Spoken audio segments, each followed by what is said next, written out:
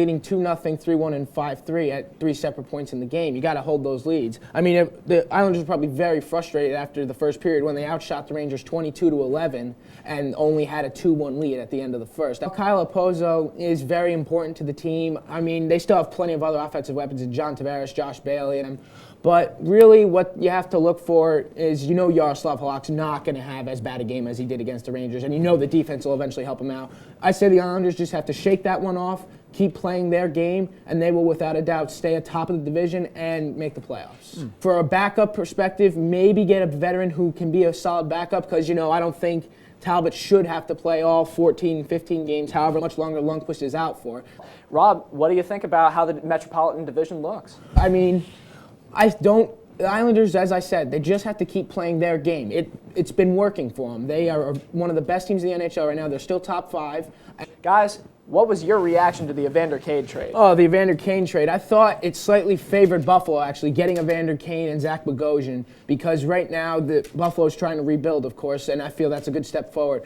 Everybody is up for grabs in Toronto, except for David Clarkson, who is a no-trade clause, healthy scratch now watching from the press box. They're going to try and get Kessel and Phaneuf out before the deadline, which could be very easy to do because we're talking about 2 all-star players. Do you see Jaromir Jagr getting traded at the deadline? He was quoted as saying, "I am not important to this team. Why should they keep me?" All you really have to do is read between the lines there, and that's basically requesting a trade without directly saying it. He said he will do whatever Lou Lamoriello wants to do. He is okay with anything at this point. For me, personally, I think the key to success has been the Mets' consistency. Offensively, they've been very consistent. They've roughly been putting up like 7 runs, 5 runs in many games this year. For me, I think it's the entire starting rotation of the Mets, with the exception of Dylan G, who's been a little rough. But like you said, John, they're 7th in the league with ERA at 3, which is very solid. Yeah, very good. 5 pitchers together.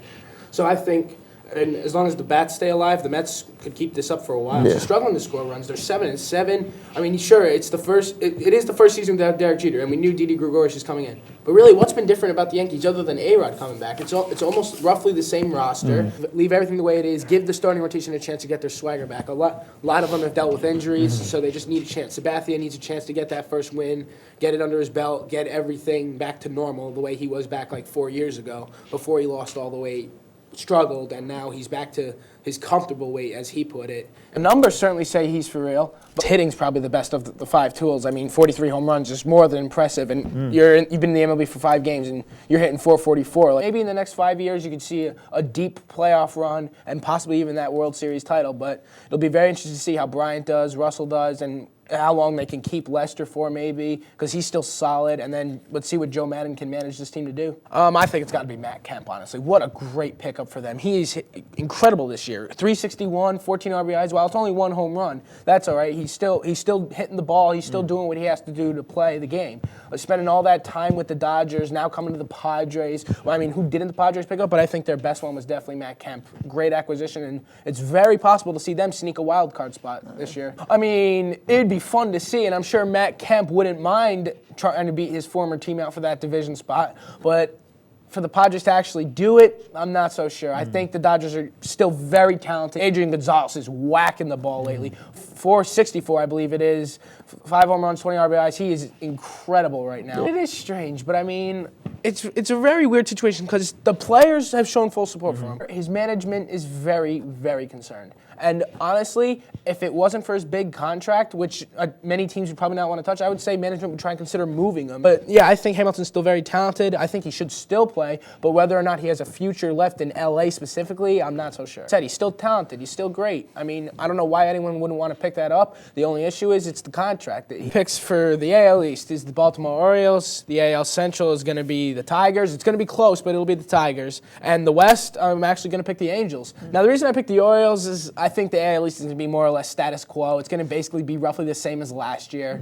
For the Central, I think it's going to be a very close race, like within 1 to 2 games between the Tigers and Royals, but I think the Tigers are going to edge it out right at the end. And the Angels, I think, honestly, the Angels are going to find a way to overcome this whole Hamilton situation. They're going to figure it out because they still have plenty of other talented players on the Angels, so I think they're going to figure it out and win their division. Let's see, for the NL East, I've got the Nationals, because it's all about the status quo with the NL East, too. It's just roughly going to stay the same. In the Central, I've got the Cardinals. I don't think it's going to be that close. I think the Cardinals will comfortably win this division, actually.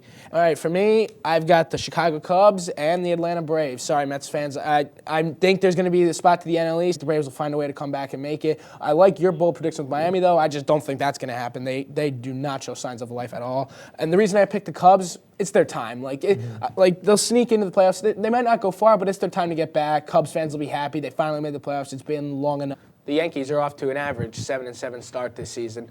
This is the first season in over 20 years without Derek Jeter. His replacement, Didi Gregorius, has not really done well to start out the season.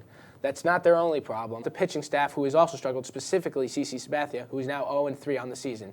Although last night, Chris Young had a monster game going 3 for 3, which spiked his batting average up to a rather impressive .344. He has by far been the best Yankee offensively.